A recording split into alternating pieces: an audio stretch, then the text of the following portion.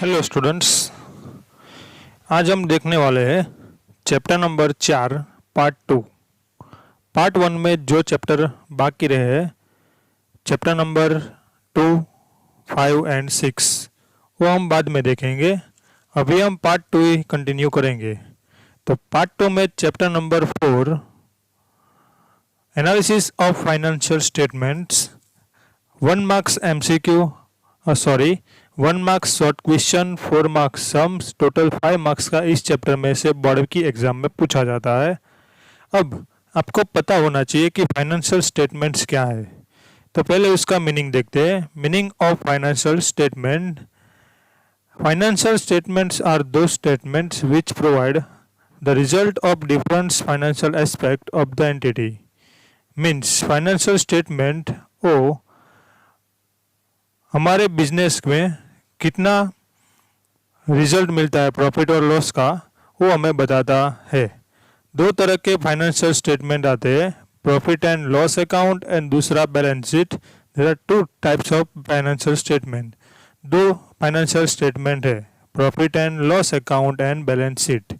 और अभी जो हम बात करने वाले और अभी जो बात कर रहे हैं वो सब कंपनी के बारे में बात कर रहे हैं। पार्ट 1 पूरा पार्टनरशिप का था, पार्ट 2 पूरा कंपनी का है।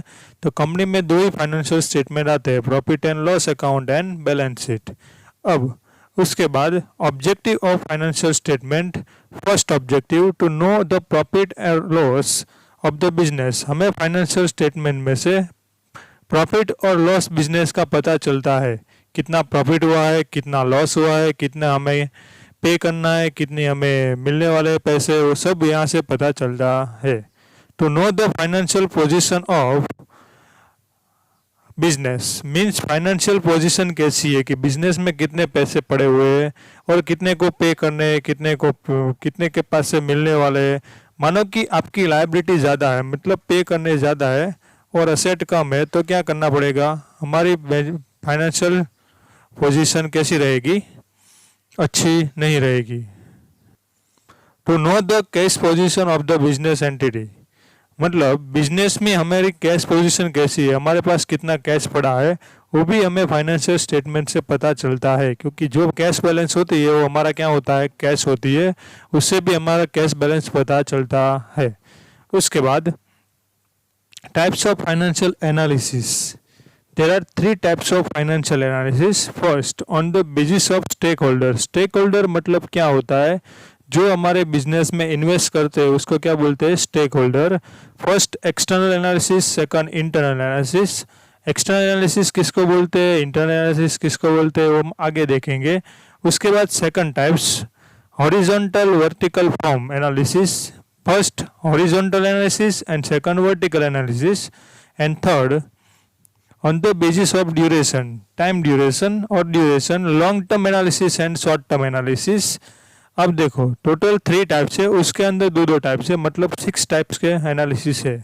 तो ये नेक्स्ट देखते हैं। First external analysis.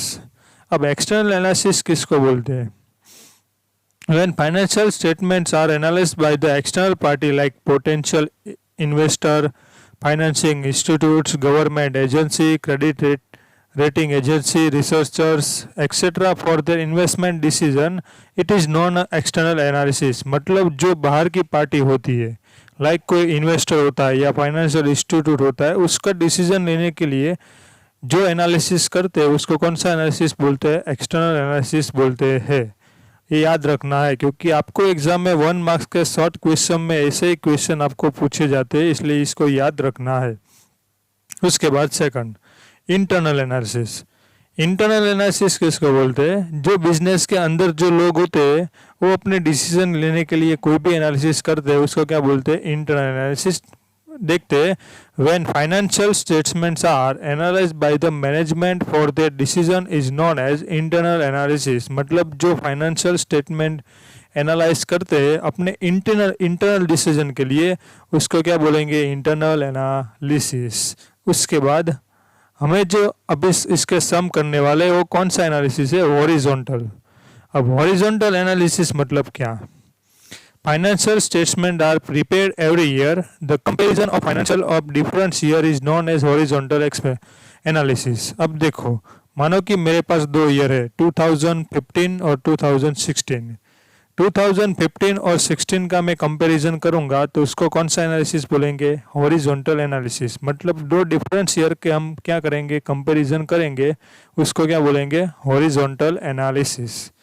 और दूसरा आता है वर्टिकल एनालिसिस। वर्टिकल एनालिसिस में क्या होता है?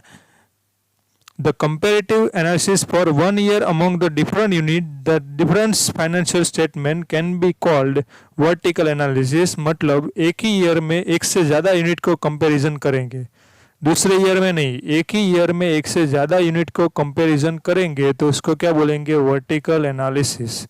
और हॉरिजॉन्टल में याद रखना है 2 ईयर की कंपैरिजन, और वर्टिकल में याद रखना है एक ही ईयर को एक ही ईयर के साथ कंपैरिजन करेंगे।